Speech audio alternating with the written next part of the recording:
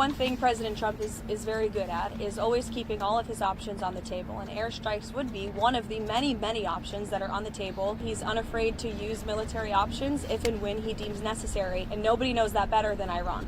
As Iran's protests have grown more violent, US President Trump has threatened military action. Placing the country under an internet blackout, Iranian authorities are thought to have killed hundreds of people and detained over 2,000, although the true number is likely much higher. Starting over 2 weeks ago, protests over the country's inflation crisis have since expanded into nationwide demonstrations calling for an end to the Islamic Republic. On Monday, Trump announced that any country doing business with Iran would face a 25% tariff on its trade with the US, adding greater economic pressure on a government already in crisis. As of now, Trump is considering options for US action. The military is looking at it. We're looking at some very strong options. But none of them are simple. A quick, powerful strike like last June is unlikely to do much, but a larger regime change effort is exactly the kind of risky, long-term commitment that Trump promised his voters he'd avoid, especially with midterms coming up later this year. For one, despite years of mass protests, Iran's political, military, and security forces remain united, particularly its elite paramilitary force, the Islamic Revolutionary Guard Corps, or IRGC. Wielding strong political influence and controlling large sectors of Iran's economy, they will continue to crack down on any challenges to their authority. Secondly, the country remains divided. The former Shah's son, Reza Pahlavi, is the biggest opposition figure, but also the most polarizing one. Some Iranians chant his name largely due to a lack of other options, and even Trump seemed reluctant to back him. He seems like a nice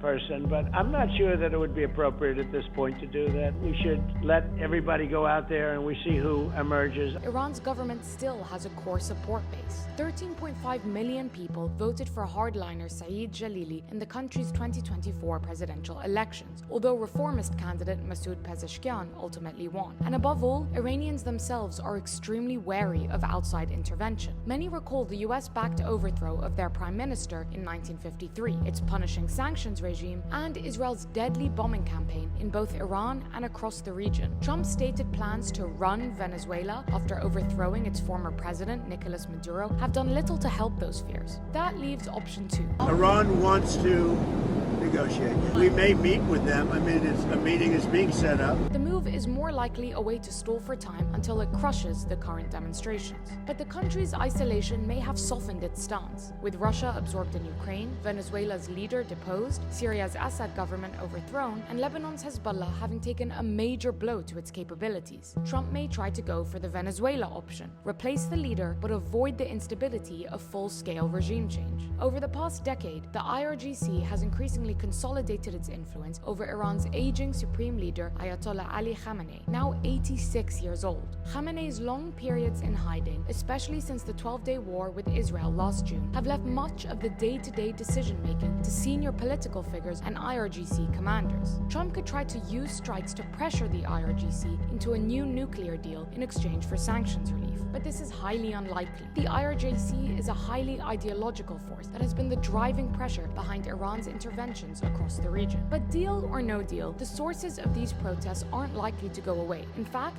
they may only get worse. Iran's government recently said it would scrap the subsidized exchange rate system, which basically boosts the value of Iran's currency so that merchants can import more goods from abroad. Without that system, the currency's value will fall even further, meaning prices will rise even more. Plans to double a planned wage increase and distribute food subsidies will only add to this inflation, and so they're at a standoff. Protesters want to keep public pressure up until elites realize that they're on a sinking ship and start turning against the government. And Iran's authorities want to spread enough fear to stop protesters coming out, but not so much that it encourages the US to intervene in the name of human rights. Whether the government, the opposition, or Trump's patience will break first is unknown, but as the violence continues, the stakes will only rise.